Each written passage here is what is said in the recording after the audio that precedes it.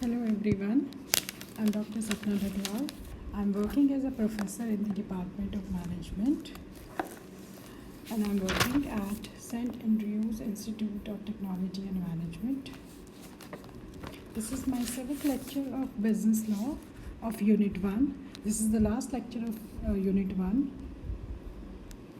The topics to be covered in this lecture are breach of contract, meaning of breach of contract, then types of breach of contracts like anticipatory breach, partial breach, material breach, fundamental breach of contract, then remedies for the breach of contract. This is the last topic of Unit 1, remedies of breach of contract. I'm starting with first topic, that is breach of contract. A breach of contract is a violation of any of the agreed upon terms and conditions of a binding contract. The breach could be anything from late payment to a more serious violation, such as the fail to deliver a promised assets or goods, etc. A breach of contract is breach of contract is when one party breaks the terms of an agreement between two or more parties. This includes when an obligation that is stated in the contract is not completed on time. A party breaches a contract if he or she does not complete one or more of its terms. This could include but is not limited to. So the following are if the parties are not completing their following terms, then this will be called as breach of contract. The first one is failure to complete the job. So whatever job assigned to the other party, they fail to complete their job, then it will be treated as a breach of contract. The second one is failure to provide goods or services as agreed upon. So the third one is failure to pay on time and provision of inferior goods or services. If other party has provided or supplied inferior goods and services, then that will also treat it as a breach of contract.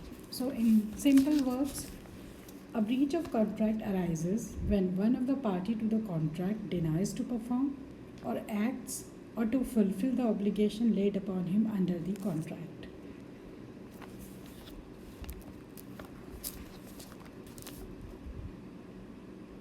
The next one is types of breach of contracts. The following are the types of breach of contract. The first one is anticipatory breach.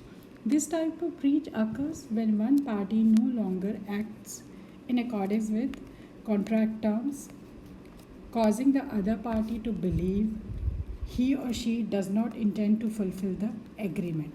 This impression is given by a failure to act, such as not providing an item as ordered, refusing to take payments, or otherwise indicating he or she cannot or will not fulfill the contract terms.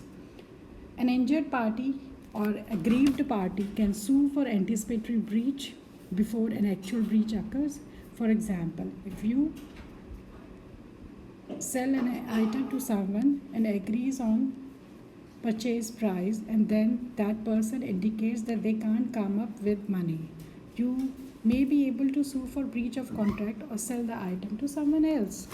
So anticipatory breach may be of two types: expressly by words spoken or written, or the second one is implied by contract, implied by conduct or one of the parties.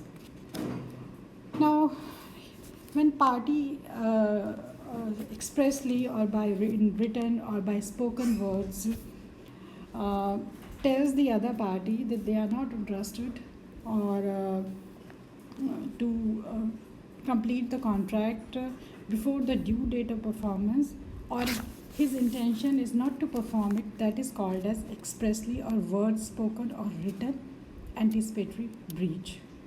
For example, A contracts with B to supply 100 bags of wheat for rupees 60,000 on 1st March. On 15th January, A informs the B that he will not be able to supply the wheat. This is an expression rejection of the contract. This is an expressed rejection of the contract. This will be called as expressed anticipatory breach of contract. The second one is implied or conduct breach of contract. Here a party by his own voluntary acts or disabled himself from performing the contract. For example, a person contact to sell a particular horse to another on 15th June, and before that date he sells the horse to somebody else. So this is a implied breach of contract. He hasn't said anything to Mr. A, but by selling his horse to another person, B has by his conduct has told to Mr. A that he is not interested and he has breached the contract. So this is called as implied or by conduct anticipatory breach of contract. Now the next type of breach of contract is partial breach. A partial breach occurs when some but not all of the contract terms have been performed. In this case, the injured party can sue only for actual damages. For example, if a homeowner asks for a pond with a black liner installed and instead gets a blue liner, he or she can only sue for the price difference between the liner colors. The contractor cannot be required to remove the pond and start over because the liner color does not affect the pond's function. If no difference in price exists between the liner color, then there is no breach of contract has occurred. Now the next one is material breach. If a party fails to perform contractual duties in a way that destroys the value of the contract, this constitutes material breach. Consider the above example. For example, if the contractor used inferior quality plastic rather than simply a different color, the court may order that the pool be removed and the liner may be replaced. In a material breach, the party who has been injured or aggrieved can sue for damages and may also be relieved of his or her own contractual obligation. If a contract is completely broken, it may be called a fundamental breach of contract. A material breach has occurred if the injured or aggrieved party has been deprived of benefit he or she expected to receive under the contract. The next is, it is possible to adequately compensate that party for the lost benefit. That, for example, in that case of pool, that if the material is not up to the color, then definitely the contractor can adequately compensate the party for the material. Then third one is the breaching party will suffer forfeiture. Then the breaching party is willing to complete the contract as agreed. The behavior of the breaching party has generally been associated with good faith and fair dealing in material breach.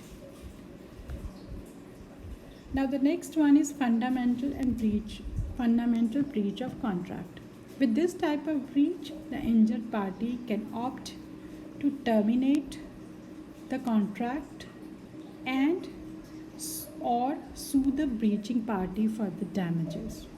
This is a substantial breach in which a fundamental part of the contract has not been performed. In some cases, the injured party be entitled to specific performance from the breaching party. Then the next topic is remedies for breach of contract. First, I would like to introduce you what remedies means. The remedy is the course of action available to an aggrieved party for the enforcement of right under a contract. The various remedies available to an aggrieved parties are The first one is rescission of contract. Uh, when contract is broken by one party, the other party may treat it as rescinded. Rescinded means cancelled. Rescission means cancellation.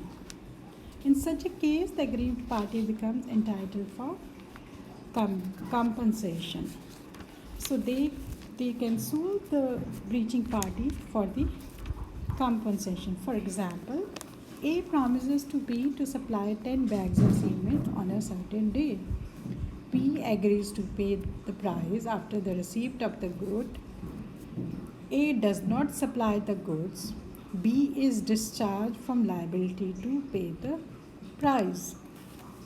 So this is called as rescission of contract.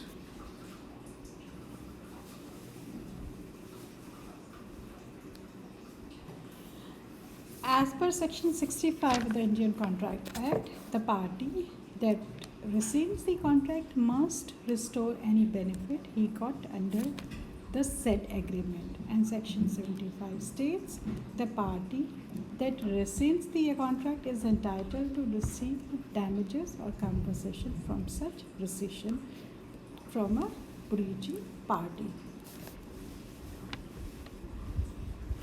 Now, the second remedy for the breach of contract is sue for damages.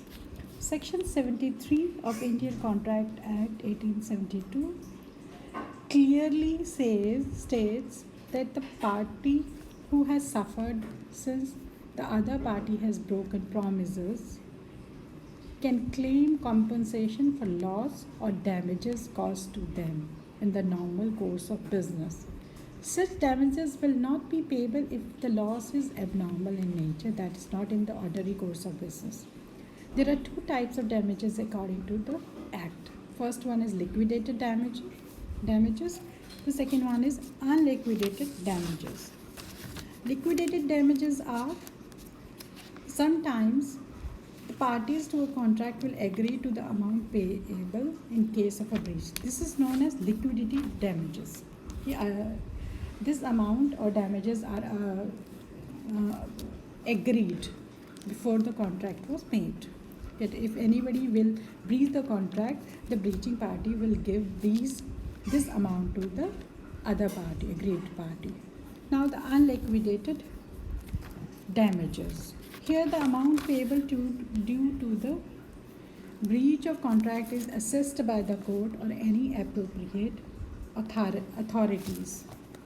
So these are called as unliquidated damages. The amount is not at all fixed, and the amount is fixed or assessed by the court of law. Now, the next remedy for breach of contract is sue for specific performance. This means the party in breach will actually have to carry out his duties according to the contract. In certain cases, the court may insist that the party carry out the agreement. So, if any of the parties fail to perform the contract, the court may order them to do so. This is a degree of specific performance and is granted instead of damages. When damages, so sue for specific performance is, in simple words, the remedy where damages are not an adequate remedy in case of breach of contract. The specific performance will not be granted where damages are an adequate remedy, the contract is not certain or is inequitable to either party, the contract is in its nature revocable, the contract is made by trustees in breach of their trust, or the contract is of personal nature. So in these cases, the sue for specific performance is not given. So it is very clear from the above that the specific performance remedy is only given in that cases where damages cannot be assessed in the case of breach of contract. Example is A decided to buy a parcel of land from B. B then refuses to sell, the court can order B to perform his duties under the contract and sell the land to A. The next remedy is sue for injunctions. Injunction is basically like a decree for specific performance but for a negative contract. An injunction is a court order restraining a person from doing a particular act. So, injunction means an order of the court which prohibits a person to do a particular act. Where a party to a contract does something which he is promised not to do, the court may issue an order prohibiting him from doing so. For example, W agreed to sing at Mr. L's theatre only during the contract period. During the contract period, Mr. W made contract with Z to sing in his theatre, to sing in another theatre, and refused to perform the contract with Mr. L. It was a contract that W could be restrained. It was a breach of contract, and W could be restrained by injunction from singing for Mr. Z. So, court may grant an injunction to stop a party of a contract from doing something he promised not to do.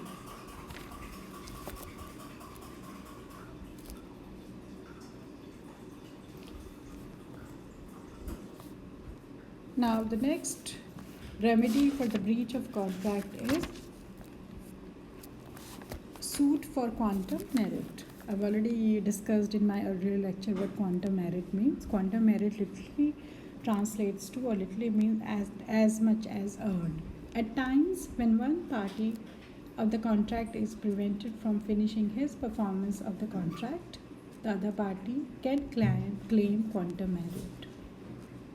So, quantum merit, the phrase quantum merit, we know, we have already discussed. So, when a person has begun the work and before he could not complete it, the other party terminates the contract or does something which makes it impossible for the other party to complete the contract, then in this case, the agreed party can claim for the work done under the contract.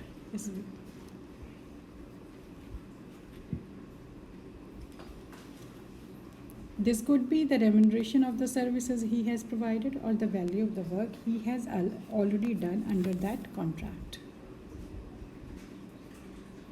Now, before discussing the question, I would like to discuss certain differences which are very important for the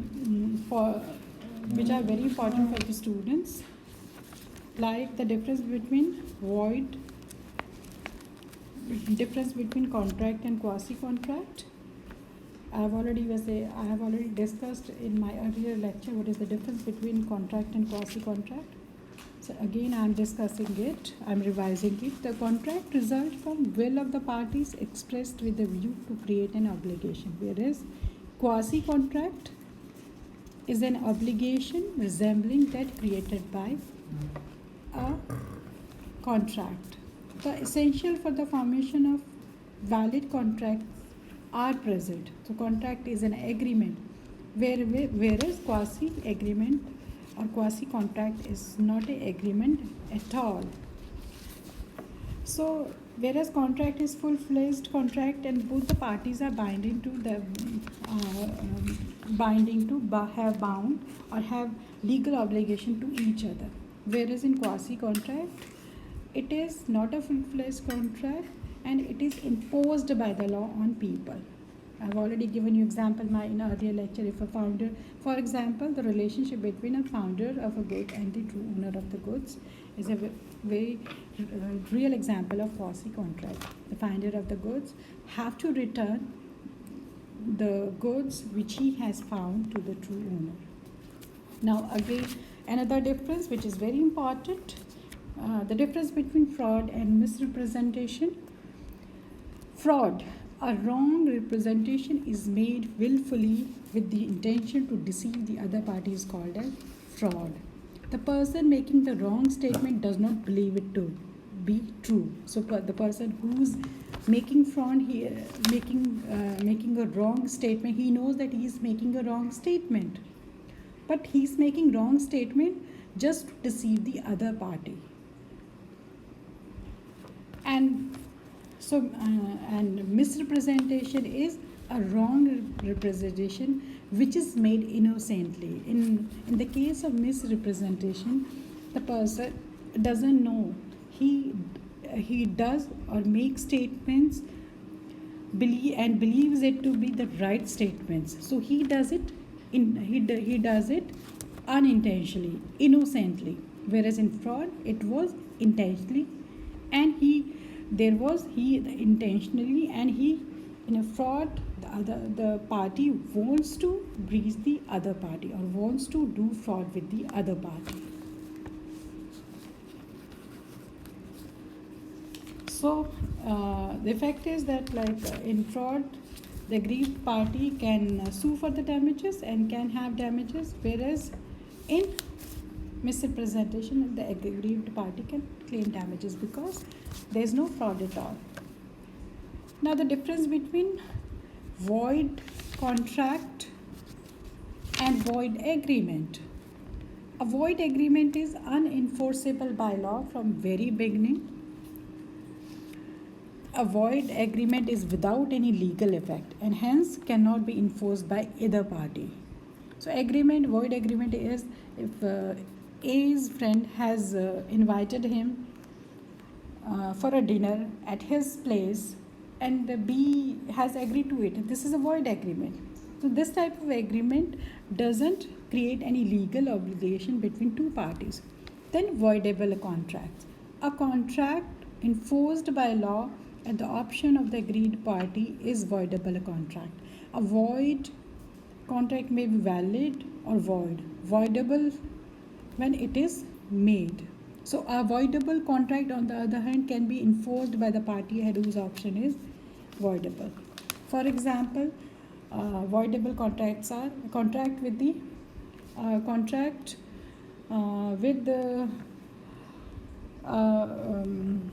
contract which is done with not free consent, or contract or consent was taken from the other party by coercing him, by threatening him, by doing fraud to him. So these type of contracts are voidable contracts where the aggrieved party can enforce the law. Now, void agreements and illegal, the difference between void agreements and illegal agreements. So void agreement, I have already discussed it. It is a wider concept. All illegal agreements, it is a wider concept. So void agreement is all illegal agreements are also void. Void means void may be illegal or void may be void. All agreements are void. So the collateral void means where there is no binding of both the parties. They are not legally bound to each other. There is no legal binding to each other. Whereas illegal means the object of the contract is from the very beginning the contract is forbidden by law. So void agreement, generally they cannot be forbidden by law, but all illegal agreements are void. So a simply void agreement would not involve any criminality, so would not invite any punishment.